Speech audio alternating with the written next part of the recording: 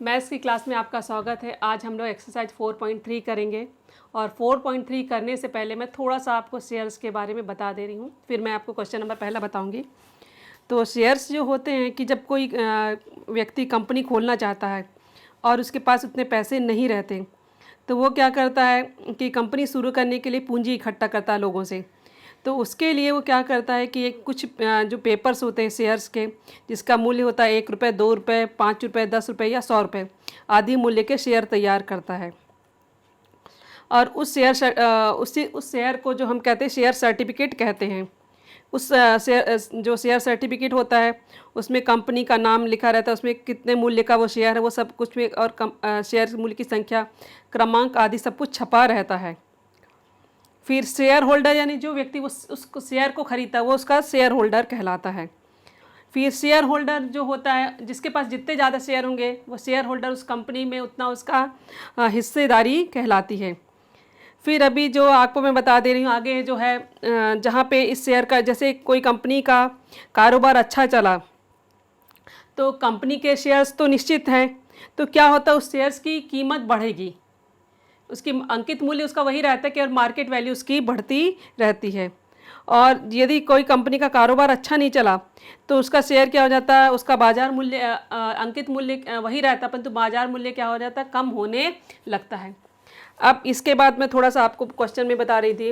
ये क्वेश्चन में पहला क्वेश्चन इस तरह से दिया था, अंकित मूल्य, मूल्य का प्रकार बाजार मूल्य, और यहाँ पे फिलिंग द ब्लैंक्स के रूप में था। अंकित मूल्य को फेस वैल्यू भी कहते हैं, जिसको FV कहते हैं। बाजार मूल्य यानी मार्केट वैल्यू MV। अधिमूल्य यानी प्रीमियम, यानी जिस कंपनी जो कंपनी अच्छी तरह से काम करती है उसके जो शेयर होते हैं वो प्रीमियम होते हैं। और अवमूल्य यानी जो कंपनी घाटे पे चलती है उसके शेयर कहलाते हैं, उसको अवमूल्य यानी डिस्काउंट भी कहते हैं। तो हम इसको अंकित मूल्य की जगह FV लिख सकते हैं, बाजार मूल्य की जगह MV लिख सकते हैं। अब हमारे जैसे पहले दिया है, अंकित मूल्य दिया, मूल्य का प्रकार दिया, बाजार मूल्य दिया, सम मूल्य यहाँ पे। अब यहाँ पे पहला है, पहले में 100 रुपये है, यहाँ पे सम मूल्य और यहाँ पे बाजार मूल्य निकालना है। तो पहले वाले सवाल में क्या होगा कि पहले वाले सवाल में आपको मैं बता दूं कि FV और MV, यदि आपका कहा जाए कि FV और MV कैसे हैं, आपस में बराबर हैं, यानी जो अंकित मूल्य है वही बाजार मूल्य है, तो बाजार मूल्य यहाँ पे कितना आ जाएगा हमारा, 100 रुपये। दूसरे सवाल में क्या दिया है, यहाँ पे अंकित मूल्य की जगह डैश दिया है, अधिमूल्य दिया है 500 रुपये और बाजार मूल्य दिया है 575 रुपये यानी 575, यानी मार्केट वैल्यू जो है वो अधिक आपको मालूम है FV से, क्योंकि ये अधिमूल्य के शेयर हैं। तो MV is greater than FV। तो बाजार मूल्य का फॉर्मूला, बाजार मूल्य क्या होता है, अंकित मूल्य और अधिमूल्य। अब बाजार मूल्य का कितना, 575 रुपये है, FV हमें निकालना है, अधिमूल्य कितना है, 500 रुपये है। तो 575 में से 500 घट जाएगा तो FV निकल जाएगा, FV यानी 75 रुपये मिलेगा। तो 75 रुपये जो हो जाएगा इसका, यहाँ पे आ जाएगा हमारा 75 रुपये, तो 75 रुपये हो जाएगा इसका अंकित मूल्य।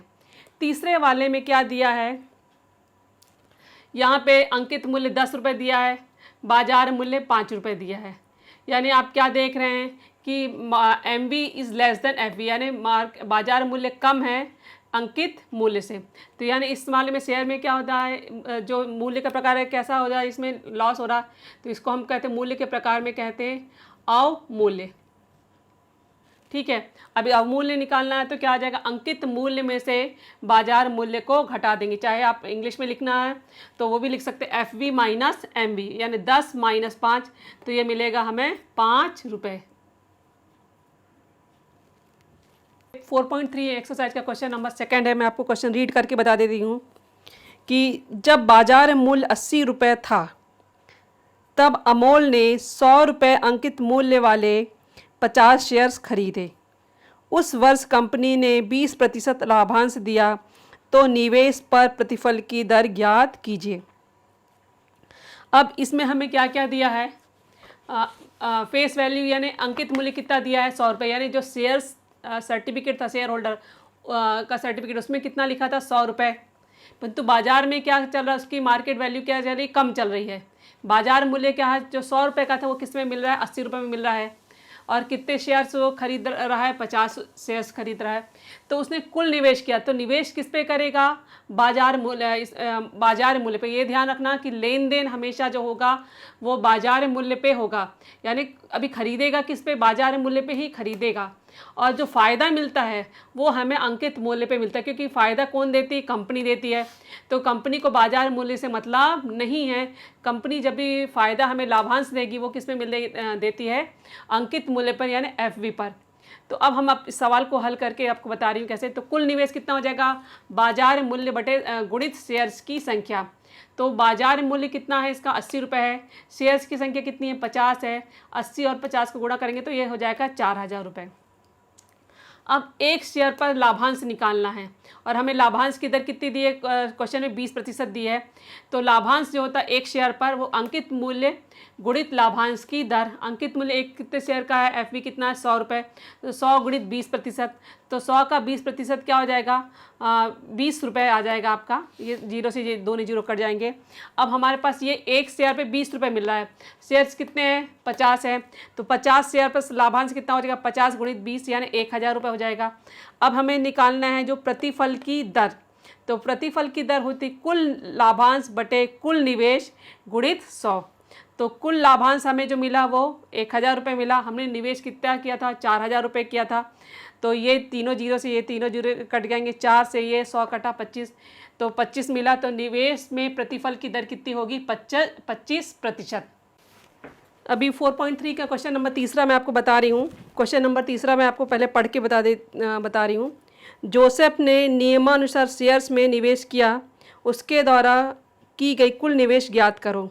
मतलब एक जोसेफ एक व्यक्ति जिसने 3 कंपनियों में अपने पैसे डाले हैं, और पहले क्या है वो मैं पहला वाला बता देती। कंपनी ए का अंकित मूल्य 2 रुपये, यानी फेस वैल्यू कितनी है उसकी, 2 रुपये है। अधिमूल्य 18 रुपये, यानी ये शेयर कैसा प्रीमियम है, ये ठीक है 18 रुपये है। और शेयर्स कितने खरीदे उसने, 200 शेयर्स खरीदे हैं। कंपनी बी का बाजार मूल्य है 500 रुपये, शेयर्स कितने हैं, 45। कंपनी सी का बाजार मूल्य है 10,540 और शेयर की संख्या कितनी, 1 है। तो इन तीनों कंपनियों में इसने कुल कितना निवेश किया ये हमें निकालना है। तो सबसे पहले कंपनी ए के लिए आते हैं, जिसमें अंकित मूल्य कितना था, 2 रुपये है, और अधिमूल्य ने कैसे शेयर थे, प्रीमियम 18 रुपये अधिक है इसका। तो और शेयर्स की संख्या कितनी है, 200।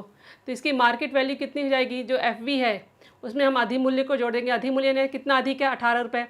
तो 2 रुपये का है अंकित मूल्य और 18 रुपये में है, तो 2 और 18 को जोड़ेंगे तो 20 रुपये। यानी इसकी जो मार्केट प्राइस है, बाजार मूल्य कितना हो गया इसका, 20 रुपये। तो एमवी का मतलब है मार्केट प्राइस, बाजार मूल्य। अब कंपनी ए में निवेश कितना किया उसने, एक शेयर्स की संख्या कितने, शेयर्स कितने हैं इसके पास, 200 रुपये, 200 हैं, और एक शेयर्स की कीमत कितनी है, 20 रुपये है।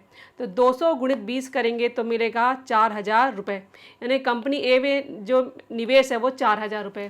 अब हम कंपनी बी में आते हैं। तो कंपनी बी में जो मार्केट में बाजार मूल्य है कितना उसका, 500 रुपये है। शेयर्स कितने हैं, 45। तो इसमें सिंपली कुछ भी नहीं गुणा करना, केवल निवेश है। कंपनी बी में निवेश क्या हो जाएगा, शेयर की संख्या गुणित एमबी, यानी 45 गुणित 500। 45 गुणित 500 करेंगे तो 22,500 रुपये आएगा। कंपनी सी में भी कितना है, मार्केट वैल्यू कितनी दी है, 10,540, और शेयर की संख्या कितनी है, 1 है। तो कंपनी सी में निवेश क्या हो जाएगा, शेयर की संख्या गुणित एमबी, यानी 1 गुणित 10,540, यानी कुछ आ जाएगा 10,540 रुपये आ जाएगा। तो जोसेफ का कुल निवेश क्या आ जाएगा, कंपनी ए, कंपनी बी और कंपनी सी के लिए। तो कंपनी ए के लिए 4000 रुपये था, कंपनी बी के लिए 22,500 रुपये है, और कंपनी सी के लिए 10,540 है। यानी टोटल निवेश जो हो जाएगा 37,040 रुपये होगा। तो आप मेरे इस वीडियो को बच्चों शेयर करिए। Thank you.